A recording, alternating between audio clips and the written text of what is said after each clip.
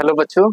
तो हम आज आप लोग के लिए पिछले क्लास में लेक्चर 1 किए थे, जिस चैप्टर का नाम था वास्तविक संख्याएं, उससे रिलेटेड उदाहरण लेकर आए हैं और प्रश्नावली लेकर आए हैं। तो आइए आज हम लोग देखते हैं वास्तविक संख्याएं अध्याय 1 से रिलेटेड उदाहरण और प्रश्नावली।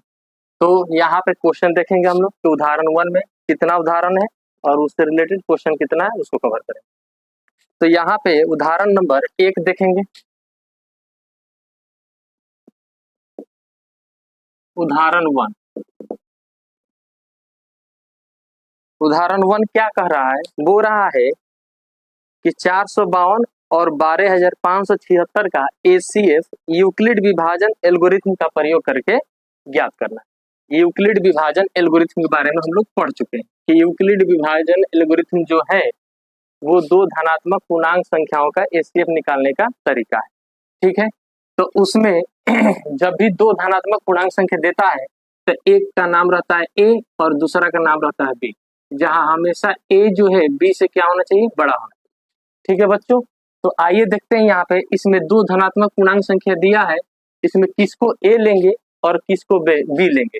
तो लिखेंगे चूंकि यूक्लिड विभाजन एल्गोरिथम से ए हमेशा ग्रेटर देन होता है बी, तो यहाँ पे जो है पहला इसमें जो नंबर है वो है 452 है। दूसरा जो कुछ नंबर है यहाँ पे 12,576 है। अब दोनों में बात करते हैं कि बड़ा कौन है और छोटा कौन है। तो ये वाला संख्या बड़ा है, ये वाला संख्या क्या है? छोटा।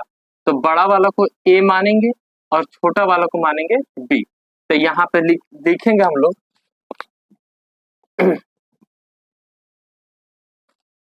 कि 12,576 बड़ा है किससे? तो 452 से। ठीक है, क्योंकि ये ए है ये बी है। अब हो रहा है कि यूक्लिड विभाजन एल्गोरिथम का प्रयोग करना है, तो हम बताए थे कि यूक्लिड विभाजन एल्गोरिथम का प्रयोग करके एचसीएफ निकालना है। तो सबसे पहले क्या करेंगे कि छोटा वाला से बड़ा वाला में भाग देंगे। ठीक है, सिंपल से जो हम लोग भाग पढ़े हैं वही काम करेंगे। तो 4,052 से भाग दे देंगे 12,576 में। और ये हम लोग अगर रफ में काम करते हैं तो और बेहतर होगा, और आप लोग चाहे अगर रफ में मन नहीं करे तो आप लोग डायरेक्ट उस पेज पर भी भाग देकर और यूक्लिड विभाजन एल्गोरिथम के फॉर्म में दिखा सकते हैं। तो आइए दिखाते हैं इसका एचसीएफ कितना होगा। तो पहले 452 में भाग दे देंगे 12,576 में। कितने बार में लग जाएगा? 4 तिया 12, 5 तिया 15, 3 बार में लगाएंगे तो हो जाएगा कितना? 3 दूनी 6, 5 तिया 15 और 4 तिया 12। ठीक है, तो ये हो गया हम लोग का। ये इसमें से घटेगा तो ये 0 हो जाएगा। 6 में से 6, 7 में से 5 गया 2 हो जाएगा, और 5 में से 1 गया 4 हो जाएगा, और ये दोनों क्या हो जाएगा? कैंसिल। अब देखेंगे यहाँ पे तब तक भाग लगाना है। यूक्लिड विभाजन एल्गोरिथम कहता है, हम लोग पिछले लेक्चर में पढ़े हैं कि भाग तब तक लगाना है जब तक शेषफल 0 नहीं हो जाए। ठीक है, तो भाग यहाँ पे देखिए लगाए हम लोग, शेषफल 0 नहीं आया, इसलिए अब इस दोनों में कंपेयर करेंगे कि बड़ा कौन है छोटा कौन है। तो ये 420 है और ये 4,052, तो ये बड़ा है। तो फिर इसको हम लोग क्या बना देंगे? भाज्य बना देंगे, घर के अंदर रख देंगे इसको, और छोटा वाला से भाग देंगे शेषफल जो आया है इससे। तो यहाँ भाग लगाएंगे, तो ये पहला स्टेप है। स्टेप 1 हुआ, स्टेप 2 कर रहे हैं। तो 4,052 भाग दे देंगे हम लोग, इस कितना बार में जाएगा? तो 420 से 4,052 भाग देंगे हम लोग, तो हम लोग को भाग लगना चाहिए कितना बार में? 3 दूनी 6, 4 तिया 12। ठीक है, लगाते हैं कितना से? यहाँ पे 420 और 3 दूनी 6, 5 तिया 15, 4 तिया 12। ठीक है, यहाँ भी ठीक है, 420 से 4,052। यहाँ भाग लगा देंगे 9 चौके 36। अगर 9 बार में लगाते हैं तो ये हो जाएगा हम लोग का 0, और 9 दूनी 18 और 9 चौके 36 से 37। चलिए 9 बार में लगा रहे हैं। ठीक है, तो ये लग जाएगा, ये आ जाएगा कितना? 2, और 15 में यहाँ हासिल लेंगे, 15 में से 8 गया 7, ये 9 में से 7 गया 2, और ये कैंसिल, 272 आ गया। अब 272 और इसमें कंपेयर करेंगे, क्योंकि यहाँ शेषफल 0 नहीं हुआ है, इसलिए अब इस दोनों में बड़ा कौन है? ये वाला। अब इसमें भाग लगाएंगे 272 से। तो चलिए 420 में भाग लगा रहे हैं 272 में। तो यहाँ पे 2 बार में अगर लगाते हैं तो 2 दूनी 4, 7 दूनी 14, 4 1 5, ज्यादा हो जाएगा, 1 बार में लगाते हैं, ये हो जाएगा 200 72, और ये हो जाएगा 8, और ये हो जाएगा हम लोग का 1, 11 में से 7 गया 4, और ये 3 में 4, 3 में से 2 गया 1, 148 आ गया। अब इस दोनों में कंपेयर करते हैं, तो ये छोटा है ये बड़ा है, सेल्सफल जीरो नहीं आया, तो इसी से भाग लगाएंगे हम लोग किसमें, 272 में। तो भाग लगाते हैं 272 में, कितना बार में जाएगा, 2 बार में तो जाएगा नहीं, तो 1 बार में लेते हैं, तो हो जाएगा 148, और ये भाग देंगे तो 4, ये हो जाएगा हम लोग का कितना, 6, 6 में से 4 गया 2, और ये कैंसिल हो जाएगा, 24 आया। 24 से भाग देंगे, अब दोनों में यहाँ पे सेल्सफल जीरो नहीं हुआ, तो 24 से भाग देंगे, ऊपर दे रहा है बच्चों भाग थोड़ा यहाँ पे, क्योंकि सेल्सफल 24 बचा है, तो 24 यहाँ पे छोटा है, 148 भाग बड़ा है, तो 24 से भाग देगा अब किसमें, 148 में। तो 148 में भाग देंगे तो कितना बार में जाएगा, तो 4 दूनी 8, और यहाँ से 4 चौके 16, 4 दूनी 8, 4 तीन 12, तो 4 तीन 12, 3 छः 1 7, और 4 दूनी 8 हो जाएगा, 4 चौके 16, 4 दूनी 8 1 9, और यहाँ पे हो जाएगा 9 से 9 दूनी 18 ज़्यादा हो जाएगा, 7 दूनी 14, 7 में ज़्यादा 6 बार में लगाते हैं, तो ये हो जाएगा 6 चौके 24, और ये हो जाएगा कितना 2, 6 दूनी 12 2 14, तो ये हो जाएगा 8 में से 4 गया 4, ये कैंसिल हो गया, ये भी कैंसिल हो गया, 4 बच गया, तो यहाँ पे सेल्सफल जीरो नहीं है, 4 से भाग लगाएंगे किसमें, 24 में, तो 24 में भाग देंगे तो हो जाएगा 4 छके 24, और सेल्सफल कितना आ गया, जीरो। ठीक है बच्चों, तो इस तरीके से हम लोग भाग लगाएंगे, और ये हम लोग का सेल्सफल कितना आ गया, जीरो आ गया। कितना स्टेप में आया है तो देख सकते हैं, पहला स्टेप, दूसरा, तीसरा, चौथा, और ये पांचवा, और ये छठा स्टेप में क्या आया है, सेल्सफल जीरो आ गया। तो यहाँ बोल सकते हैं कि इसका एचसीएफ जो होगा वो कितना हो जाएगा, 4 होगा। ठीक है, तो इसी को यूक्लिड विभाजन एल्गोरिथम के फॉर्म में दिखाएंगे, तो लिखेंगे यहाँ पे, ये रफ में काम कर सकते हैं हम लोग, और लिखेंगे यूक्लिड विभाजन एल्गोरिथम से, यहाँ पे लिख देते हैं एल्गोरिथम। यूक्लिड विभाजन एल्गोरिथम क्या कहता है, तो पढ़े हम लोग, कहता है a equal to B Q plus R, जहाँ कहता है कि 0 से बड़ा या बराबर r होना चाहिए, और r का वैल्यू जो है b से क्या होना चाहिए, छोटा। यही पढ़े थे हम लोग पिछले क्लास में। अब यहाँ पे इस फॉर्म को इसी फॉर्म में सजाएंगे, तो पहला स्टेप में बताइए हम लोग का a क्या है, तो a हमेशा घर वाला होता है जो कि भाज्य होता है, b जिससे भाग देते हैं हम लोग वो होता है, q यहाँ पे q वो हो जाएगा जो भागफल होगा, और r जो बचेगा। तो पहला स्टेप में भाग दिए हैं, तो r कितना बचा है यहाँ पे, तो r बच गया हम लोग का 420। तो इस तरीके से हम लोग यहाँ पे पुट करेंगे, तो पहला स्टेप में a कितना है, तो लिख सकते हैं यहाँ पे 12,576 बराबर, b कितना है, तो b यहाँ पे है 452 गुने q कितना है, तो q है यहाँ पे 3 प्लस r कितना है 420। पहला स्टेप में जीरो नहीं है, r बराबर, तो लिखेंगे r equal to not zero. दूसरा स्टेप में चलते हैं, दूसरा स्टेप में a कितना है, तो 452 है, तो लिखेंगे 452 बराबर, b कितना बच्चों, तो ये r ही b है इसके लिए, तो 420 हो गई, गुने q कितना है, तो 9 आया, 9 प्लस r कितना है 272, तो लिखेंगे 272, यहाँ भी r equal to not zero. बहुत बढ़िया। अगला तीसरा स्टेप में चलते हैं, यहाँ पे बताइए a कितना है, तो 420 बराबर, यहाँ पे b कौन है, तो यहाँ r ही b है, तो इसके लिए जो है तीसरा स्टेप में r जो है वही b है, तो 272 है, तो 272 इंटू q कितना है, तो q यहाँ पे 1 है, प्लस r कितना इसका बचा है, तो 148, तो 148, और r equal to not zero, यहाँ भी जीरो नहीं। चलिए तीसरा स्टेप में देख लेते हैं, यहाँ बताइए मेरा a कौन है, 272, लिख लेंगे 272 बराबर, b कितना है यहाँ पे 148 इंटू q कितना है यहाँ पे 1 है, बहुत बढ़िया, r कितना है 24, क्या है यहाँ से इसका जीरो है, नहीं, r equal to not zero. तो यहाँ पे देखिए बच्चों, हम लोग यहाँ तक के स्टेप में कर लिया हम लोग इस तरीके से सजाने का। ठीक है, अब आगे बढ़ते हम लोग, इसको मिटा देते हैं।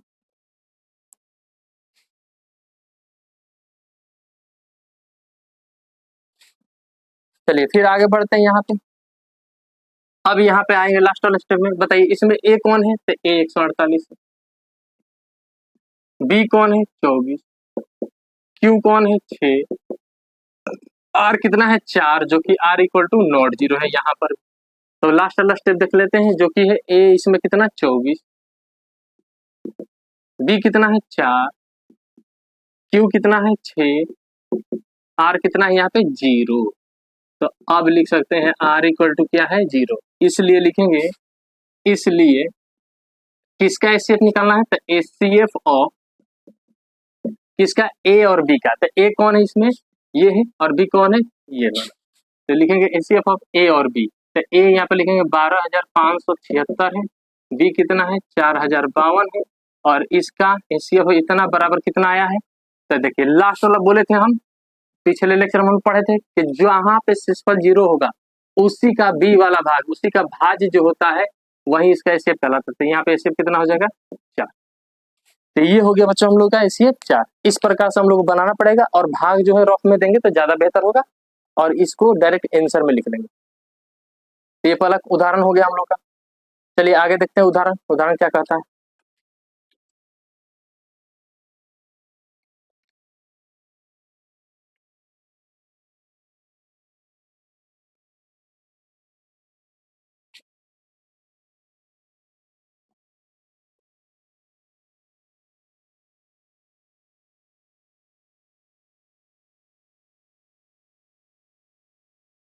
तो उदाहरण 2 कह रहा है इसमें कि, उदाहरण 2 पढ़ देते हैं क्योंकि लिखेंगे तो ज्यादा टाइम लगेगा, ठीक। तो उदाहरण 2 बोल रहा है कि दर्शाइए कि प्रत्येक धनात्मक पूर्णांक धनात्मक सम पूर्णांक 2q के रूप का होता है। सम पूर्णांक किस रूप में होता है, सम पूर्णांक, पहले ये समझना बच्चों जरूरी है। सम पूर्णांक, सम पूर्णांक सम कब होगा, एक यूक्लिड विभाजन प्रमेय का हम लोग पढ़े थे, पहला लेक्चर उसमें पढ़े थे यूक्लिड विभाजन प्रमेय का। यूक्लिड विभाजन प्रमेय का कहता है A equal to B Q plus R, ठीक है। यहाँ पे ए को अगर बोलते हैं कि ए सम कब होगा, तो ए तब सम होगा जब ये पूरा फॉर्म क्या हो जाए, सम में हो जाए, ठीक है। तो यहाँ पे अगर सम लाना है तो ये पूरा का पूरा फॉर्म सम में आना चाहिए। अब ये पूरा का पूरा फॉर्म सम में कैसे आएगा, तो इसका नियम यहाँ पे समझ लीजिए। जब भी ऐसा होगा 2q प्लस 1, जब भी यहाँ पे q क्या है, तो q जो है हम लोग बोल सकते हैं यहाँ पे भागफल है, और b जो यहाँ पे है ये भाजक है। यहाँ पे b कौन है, b 2 है, तो ये है भाजक, q यहाँ पे भागफल है, और r यहाँ पे 1 लिए है, तो ये शेषफल हो गया, ठीक है। तो जब भी अगर 2q प्लस 1 के रूप में है तो ये विषम पूर्णांक के रूप में होता है। किस फॉर्म में रहता है, विषम पूर्णांक, ठीक है बच्चों। विषम पूर्णांक कैसे रहेगा, तो q का क्या है यहाँ पे, तो q बोल सकते हैं, q जो है वो धनात्मक पूर्णांक संख्या है। कैसा है, धनात्मक पूर्णांक संख्या। तो धनात्मक पूर्णांक संख्या कैसे होता है, तो q इक्वल टू, q धनात्मक है तो क्या ले सकते हैं 0 1 2 3 4 5 6 7 और डॉट डॉट डॉट ऐसे बढ़ सकते हैं हम लोग। तो ये सभी के सभी धनात्मक पूर्णांक संख्या कहलाते हैं। तो q कैसा होगा, धनात्मक पूर्णांक होगा। तो q की जगह अगर धनात्मक पूर्णांक रखते हैं तो क्या ये 2q प्लस 1 पूरा का पूरा विषम पूर्णांक के रूप में आएगा, विषम पूर्णांक के रूप में आएगा। चलिए चेक कर लेते हैं, क्या है 2q प्लस 1 है, पहले लेते हैं 2 इंटू q कितना 0, 0 रखेंगे तो 0 प्लस 1, 0 प्लस 1, तो ये 0 जगह 0 में 1 जोड़ेंगे कितना है 1, 1 क्या है विषम संख्या है, बढ़िया।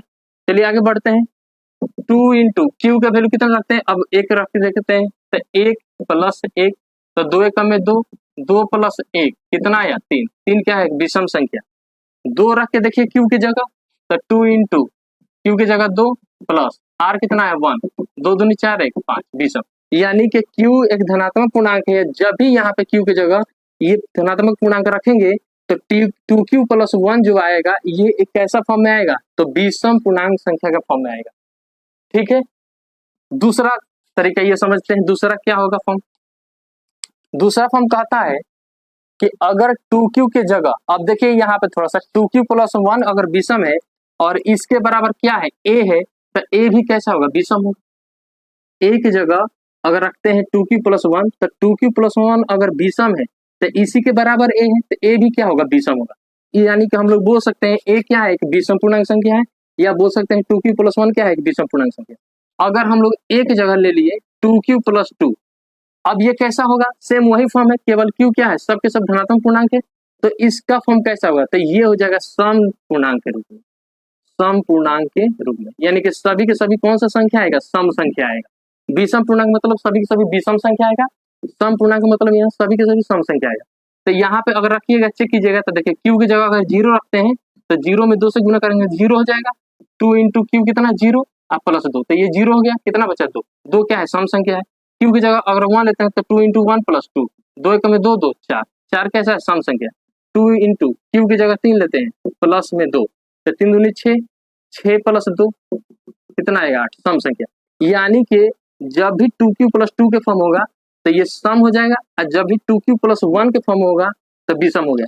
तो ऐसा कैसे पता करेंगे कौन सम में, सम के फॉर्म में होगा, कौन सा विषम के रूप में होगा, ठीक है। तो आइए यहाँ पे बता देते हैं आप लोगों को, ट्रिक या कंसेप्ट बोलिए इसको, कि जब भी यहाँ पे q हो m हो, कोई जरूरी नहीं कि q ही लिखे, इसके जगह m भी लिख सकता है, इसके जगह n भी लिख सकता है, कुछ भी लिख सकता है। जब भी यहाँ पे किसी सम संख्या के साथ कोई पूर्णांक संख्या गुना हो और उसके साथ अगर विषम जुड़ा हो, अगर विषम संख्या जुड़ा हो और यहाँ 100% सम होना चाहिए, सम मतलब 2 भी हो सकता है, 4 भी हो सकता है, 6 भी हो सकता है, 8 भी हो सकता है। अगर यहाँ लिखा है 6q प्लस 1, अगर लिख दिया है 8q प्लस 1, अगर ऐसा फॉर्म में लिखा है तो ये देखना है कि यहाँ पहले सम है कि नहीं है, बिल्कुल सम है, यहाँ भी सम है कि नहीं, बिल्कुल सम है, यहाँ सम है कि नहीं, बिल्कुल सम है। तो सम होने के बाद दूसरा स्टेप होना चाहिए, चेक करना है कि प्लस में कितना जुड़ा हुआ है। अगर प्लस में 1 है तो 1 कैसा संख्या है, हम लोग जानते हैं विषम संख्या, तो ये पूरा का पूरा क्या होगा, विषम रूप।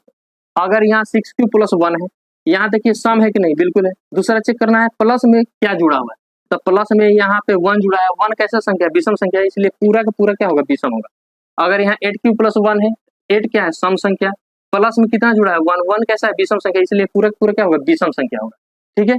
तो विषम पूर्णांक के रूप में अगर यहाँ मान लीजिए लिखा 4q प्लस 2, ये कैसा फॉर्म है, तो यहाँ पहले चेक करना, चाहे यहाँ प्लस में कुछ भी जुड़ा रहे, यहाँ चेक करना है कि सम है कि विषम है, तो यहाँ सम है, बिल्कुल सही। दूसरा स्टेप चेक करना है कि प्लस में क्या जुड़ा हुआ है, तो प्लस में यहाँ पे सम जुड़ा हुआ है, सम क्या है 2, सम संख्या है, तो सम जुड़ा है, इसलिए ये पूरा का पूरा सम पूर्णांक हो जाएगा, विषम नहीं, तो ये पूरा सम हो जाएगा। अगर मान लीजिए जैसे लिखा है 4q प्लस 3, अब बताइए, तो यहाँ पे देखना है सम है कि नहीं, सम है, बढ़िया। उसके बाद देखना है जोड़ में क्या जुड़ा हुआ है, तो 3, 3 कैसा संख्या है, विषम संख्या, इसलिए पूरा का पूरा विषम होगा। तो यहाँ पे सम होना चाहिए, और यहाँ पे जो भी जुड़ेगा वो संख्या जिस फॉर्म में होगा, सम होगा तो सम हो जाएगा पूरा का पूरा, विषम होगा तो पूरा का पूरा विषम हो जाएगा। तो यहाँ पे सम और विषम मेरे ख्याल से आप लोगों को समझ में आ गया होगा। अगर यहाँ पे लिख दिए 6q प्लस 5, तो यहाँ पे सम है और यहाँ क्या है विषम, तो यहाँ सम होना ही चाहिए किसी भी स्थिति में, यहाँ कुछ भी रहे उससे कोई फर्क नहीं पड़ता है, यहाँ सम होना चाहिए। तो यहाँ सम है, यहाँ क्या जुड़ा है विषम, तो ये पूरा का पूरा क्या होगा, विषम, ठीक है। तो आप लोग चेक भी कर सकते हैं q कैसा है, q धनात्मक पूर्णांक संख्या है, m क्या है धनात्मक पूर्णांक संख्या, यानी इसमें जो भी वेरिएबल से गुना रहेगा वो एक धनात्मक पूर्णांक संख्या रहेगा, और धनात्मक पूर्णांक संख्या हम लोग को पता है 0 से स्टार्ट होता है, प्लस में सभी नंबर, ठीक है। तो आइए अब इससे रिलेटेड क्वेश्चन देखते हैं। बोलता है कि बोल रहा है कि दर्शाइए कि प्रत्येक धनात्मक सम पूर्णांक 2q के रूप का होता है और तथा प्रत्येक धनात्मक विषम पूर्णांक 2q प्लस 1 के रूप में होता है। तो बताइए बच्चों, अब ये कंफर्म कर लेते हैं हम लोग, 2q के रूप में कौन होगा, 2q के फॉर्म में कौन होगा, सम होगा कि ये विषम होगा, तो ये 2q प्लस में क्या जुड़ा है, कुछ नहीं जुड़ा है, तो 0 जुड़ा है। तो यहाँ पे लिख सकते हैं a equal to 2q plus 0, ये है यूक्लिड विभाजन प्रमेय का, क्या है, यूक्लिड विभाजन प्रमेय का, इसी से रिलेटेड ये क्वेश्चन है। तो मेरे ख्याल से अब आप लोगों को समझ में आ रहा होगा। तो यहाँ क्या जुड़ा है, तो यहाँ तो बोले थे सम होना चाहिए, बिल्कुल सम है, प्लस में क्या जुड़ा है, तो कुछ नहीं जुड़ा है, तो 0 जुड़ा है। तो 0 कैसे संख्या है, सम संख्या है, कैसा है, सम संख्या, इसलिए ये 2q प्लस 1 में 0 जोड़िए चाहे मत जोड़िए, 2q कैसा होगा, सम होगा 100%। अब बात करते हैं दूसरा क्या इसमें दिया है, 2q प्लस 1 दिया है, 2q प्लस 1। अब बताइए a equal to 2q plus 1, a क्या है, a बराबर कुछ भी धनात्मक कोई भी पूर्णांक संख्या हो सकता है। तो यहाँ पे ये कैसा है, ये चेक कर लेते हैं, इसी के हिसाब से बता पाएंगे कि a क्या है। तो यहाँ पे 2q सम है, बिल्कुल प्लस में कितना जुड़ा है, एक, एक कैसा है, विषम संख्या, तो 2q प्लस 1 भी क्या होगा, विषम। अब ये विषम है तो a भी क्या होगा, विषम, क्योंकि a किसके बराबर है, 2q प्लस 1 के बराबर, ठीक है। तो ये देखिए यूक्लिड विभाजन प्रमेय पे आ रहा है, a equal to B Q plus R, b कितना है, 2 है, q की जगह q है, धनात्मक पूर्णांक संख्या है, और r कितना है, तो r 1 है, ठीक है। तो मेरे ख्याल से अब आप लोगों को समझ में आ रहा होगा। तो 2q कैसा होगा, सम के फॉर्म में होगा ही, 2q प्लस 1 कैसा होगा, विषम के फॉर्म में होगा ही। तो आइए हम लोग दिखाते हैं। तो सबसे पहले मान लेंगे कि वो धनात्मक पूर्णांक संख्या कौन सा है, तो मानेंगे कि माना कि वो धनात्मक पूर्णांक संख्या कौन है, ए है, हमेशा ए ही माना है, मान के चलना है, क्योंकि ए इक्वल टू ही सम होगा और ए इक्वल टू ही बी सम होगा। तो वो धनात्मक पूर्णांक संख्या नहीं पता है तो मानेंगे कि ए है। अब आइए देखते हैं यहाँ पे, मान लेंगे माना कि ए धनात्मक पूर्णांक संख्या है, जहां अब देखिए तो 2q दिया है और 2q प्लस 1 दिया है, तो 2q और 2q प्लस 1 में दोनों में कॉमन क्या है, इसमें भी b 2 है, इसमें भी b 2 है, तो b क्या लिख सकते हैं, जहां b इक्वल टू कितना है, 2, हमेशा इसी हिसाब से क्वेश्चन को देखना है, b कितना है, 2, तथा r कितना होगा, तब बताइए, r मिनिमम इसमें कितना है, 0, मैक्सिमम कितना है, 1, ठीक है। तो यहाँ पे r का वैल्यू चेक करना है कि r का वैल्यू मैक्सिमम कितना जा रहा है, 1। अब 1 हमेशा r है, तो r हमेशा हम लोग जानते हैं b से क्या होता है, छोटा, r जो होता है वो छोटा होता है किससे, b से, तो r का वैल्यू 1 है, b का वैल्यू 2 है, देखिए छोटा है ना, तो बिल्कुल छोटा, अगर ऐसा नहीं होगा तो गलत हो जाएगा सवाल, ठीक है। तो यहाँ पे लिख सकते हैं b इक्वल टू इतना है, और r कहाँ से कहाँ तक जाएगा, तो मिनिमम 0 और मैक्सिमम 1 तक, तथा r बराबर कितना होगा, 0, 1 है, ठीक है। इसलिए यहाँ पे लिखेंगे, इसलिए यहाँ पे कौन सा नियम से बनाएंगे, तो यूक्लिड विभाजन प्रमेयिका से क्या कहता है, a equal to B Q plus R, जहां 0 से बड़ा या बराबर r, r से बड़ा क्या होना चाहिए, b होना चाहिए, बहुत बढ़िया। चलिए अब देखते हैं, यहाँ पे पहला स्टेप में रखेंगे, यदि पहला लेते हैं r का वैल्यू कितना है, 0, यदि r बराबर 0 लिया जाए तो a बराबर क्या आएगा, r बराबर 0 हो तो a बराबर हो जाएगा, a की जगह तो a ही रहेगा, क्योंकि a का वैल्यू क्या है, इसके बराबर है, a, b कितना है इसमें, तो b कितना है, 2 है, तो 2 रखिए, इनटू में q कितना है, क्यूब नहीं पता है, तो q यहाँ पे पुट कर दीजिए, प्लस r पहला स्टेप में कितना लिए, 0, 0 रखिए, इसलिए a बराबर आ जाएगा यहाँ पे 2q, ठीक है। अब r का वैल्यू कहाँ तक चलना है, जहां तक यहाँ पे मैं लिया गया है वहां तक, तो 1 तक है।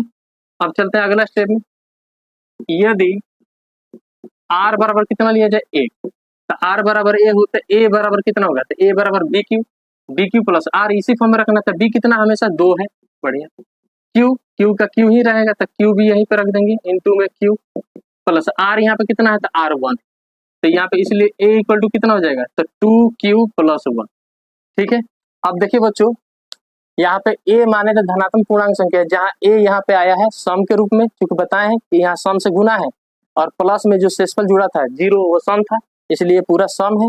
और यहाँ पे a equal to 2q plus 1 आया है, a क्या था, धनात्मक था, अब a का फॉर्म कैसा है, 2q प्लस 1 के रूप में, तो यहाँ पे क्या है, सम पूर्णांक संख्या है, यहाँ कैसा आ रहा है, तो यहाँ तो सम ही होना चाहिए, प्लस में देखिए क्या जुड़ा है, एक जुड़ा है, एक क्या है, विषम है, तो a कैसा हो गया, विषम पूर्णांक, तो 2q सम होगा और 2q प्लस 1 विषम भी होगा, तो a कैसा होगा, सम भी होगा और विषम भी होगा। तो यहाँ पे फाइनल हम लोग लिख सकते हैं कि इसलिए a धनात्मक पूर्णांक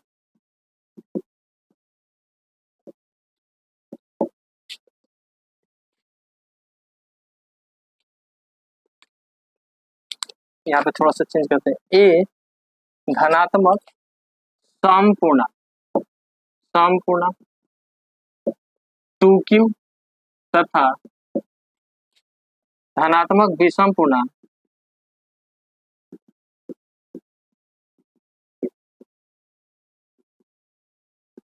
धनात्मक विषम पूर्णांक 2q प्लस 1 के रूप का होगा। ये बनाने का बच्चों तरीका है, ठीक है। इसी प्रकार से कोई भी सवाल देगा तो सबसे पहला धनात्मक पूर्णांक जो है हम लोग को पता नहीं है वो a मान लेंगे, और b कितना दिया है उसमें देख लेना है, क्योंकि b हमेशा जो भी होगा तो वहां पे देख लेंगे गुना में दिया है कि नहीं दिया, उसी को कहेंगे b, तो b ले लेंगे। और r का वैल्यू देख लेंगे, जो b से हमेशा छोटा होना चाहिए, तो मिनिमम कितना है मैक्सिमम कितना है, और इस प्रकार से बनाएंगे। तो आइए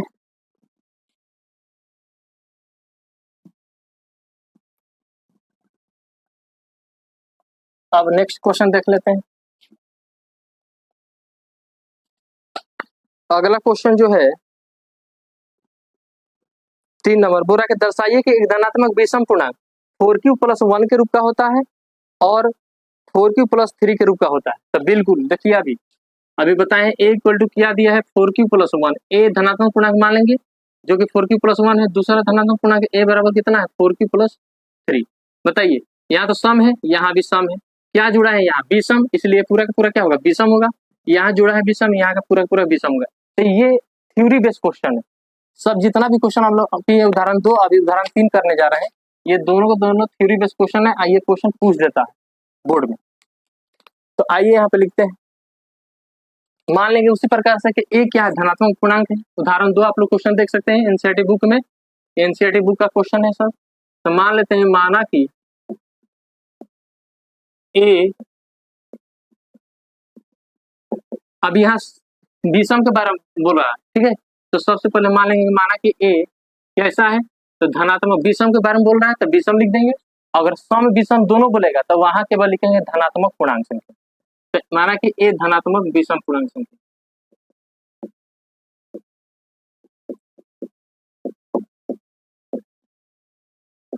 विषम पूर्णांक संख्या है जहां b कितना होगा, तो b इक्वल टू देखिए अभी बताए हैं पहला फॉर्म है 2q प्लस 1 और दूसरा दिया है क्वेश्चन में 2q प्लस 3। तो दोनों में जो कॉमन होगा नंबर स्टार्टिंग वाला यही b होता है, यही वाला b होता है। तो b कितना दिया है, b बराबर कितना दिया है 2 दिया है, सॉरी b बराबर 2 नहीं दिया है 4 दिया है, 4 दिया, b कितना है 4 है। तो b बराबर हो गया 4 तथा r कितना होना चाहिए था r बराबर, तो बताइए r मैक्सिमम कितना चाहिए। देखिए मिनिमम तो कितना दिया है 1 और यहाँ मैक्सिमम कितना दिया है 3।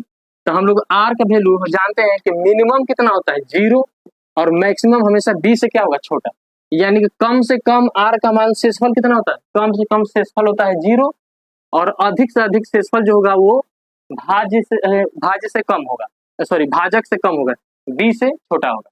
तो बताइए कहाँ से कहाँ तक शेषफल ले सकते हैं, तो 0 1 2 3, जो कि 4 से क्या है छोटा है, तो 4 से छोटा ही लेना है शेषफल हमेशा, ठीक है।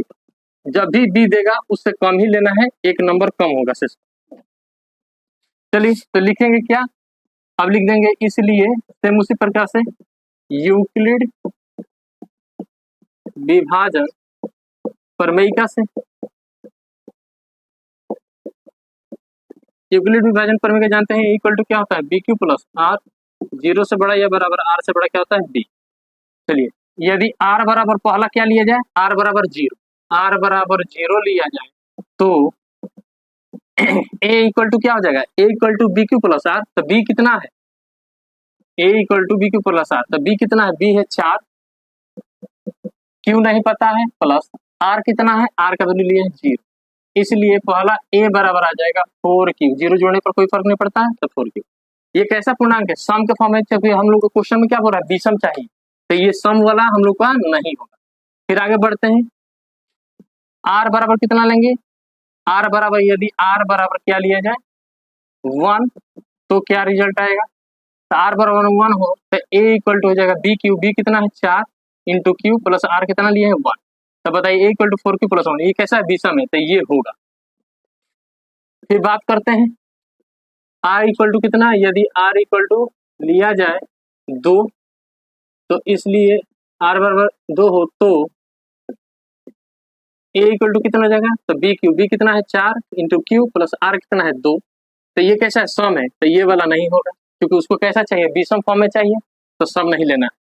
यदि r बराबर कितना लिया जाए 3, तो रिजल्ट क्या मिलेगा, a equal to B Q, B कितना 4, क्यू प्लस r कितना 3। ये कैसा है, विषम है, तो ये होगा। तो लिख देंगे इसलिए या इस प्रकार कौन कौन विषम है, तो देख लेते हैं। तो लिख लेते हैं विषम यहाँ है 4q+1, 4q+1 तथा दूसरा क्या है विषम 4q+3, 4q+3। तो लिख देंगे इस प्रकार 4q+1 तथा 4q+3 विषम पूर्णांक संख्या होगा तथा उससे पहले क्या है 4q, तो 4q कैसा है, सम है, तथा लिख देंगे 4q और दूसरा सम क्या था 4q+2, 4q+2 और 4q+2 सम पूर्णांक होगा।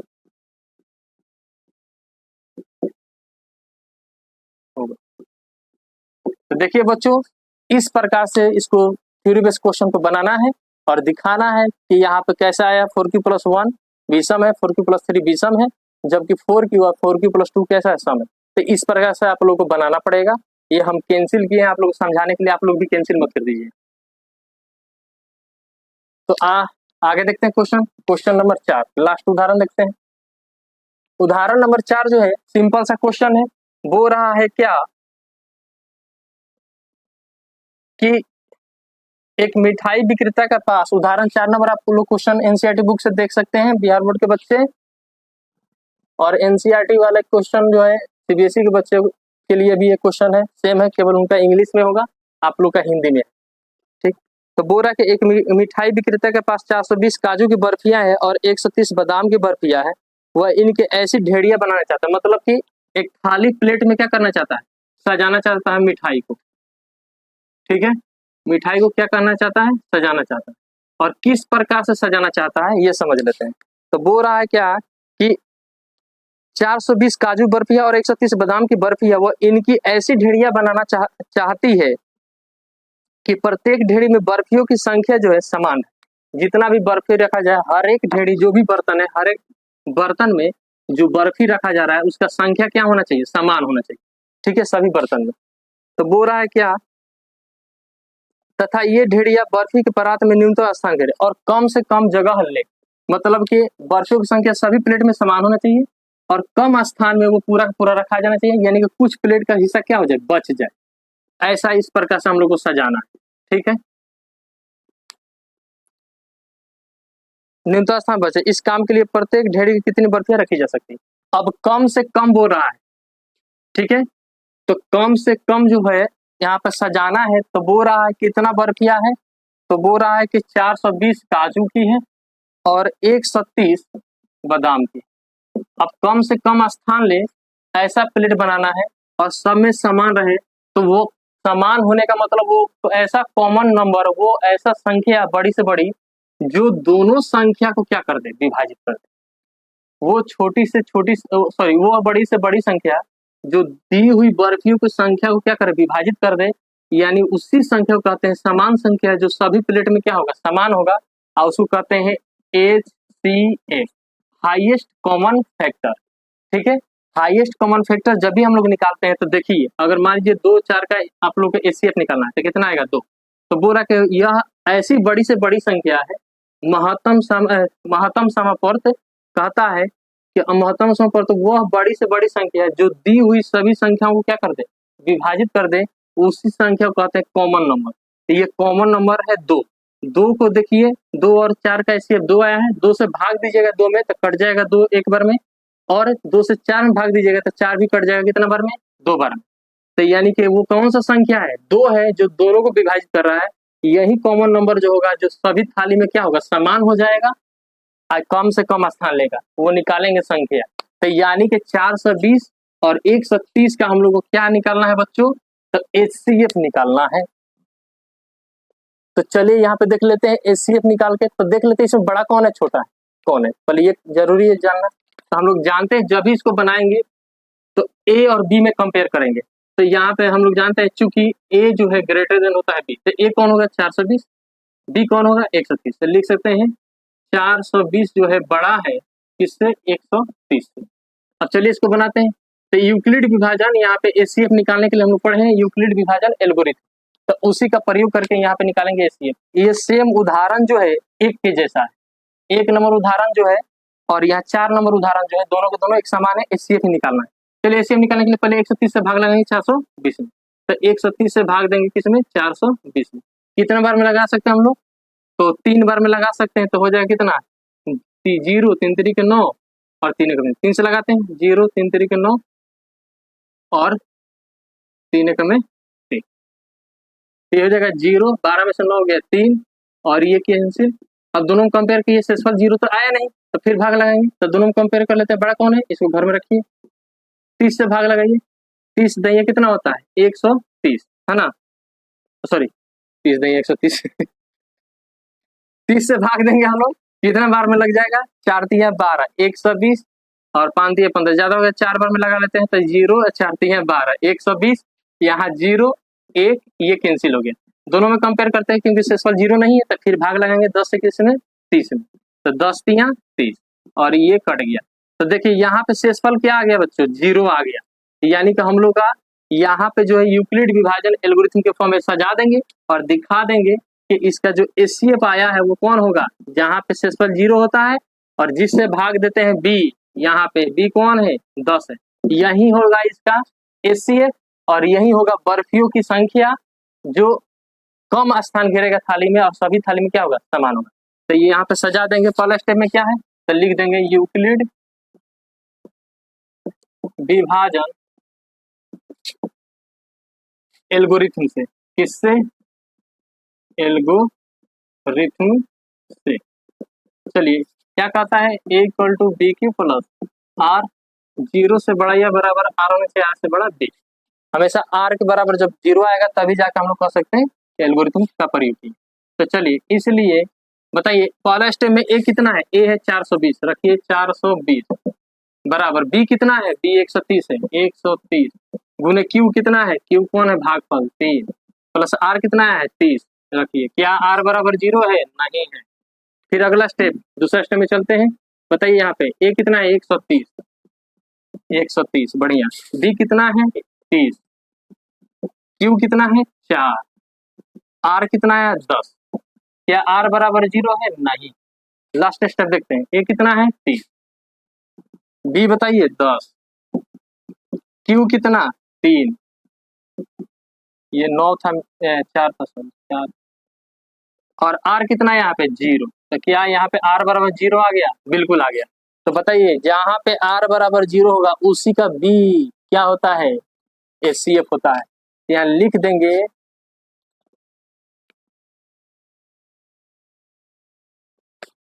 तो लिख देंगे क्या बोला है क्वेश्चन में, देख लेते हैं एक बार, ढेड़ियों में, हाँ लिख देंगे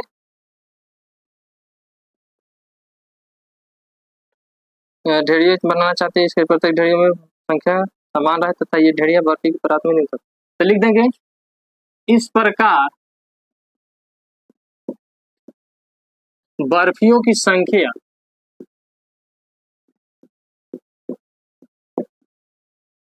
की संख्या 10 होगी जो ढेड़ियों में न्यूनतम स्थान घेरेगी।